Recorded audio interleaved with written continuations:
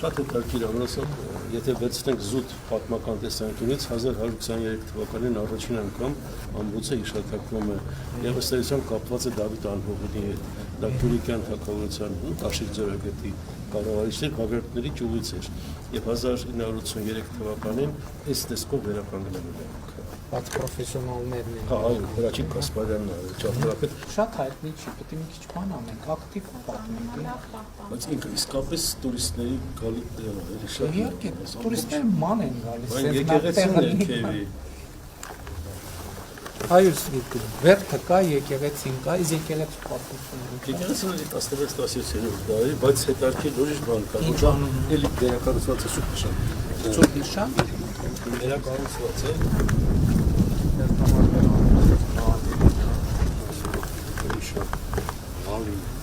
Մոտիկ շարած մոտիկ շարած Բայց ժողովուրդն ասում է, ալինջախալի։ Շատ տեղ, շատ լավ տեղ։ Բայց հրաշալի տեղ է, էլի վրան խփելու, բան անելու։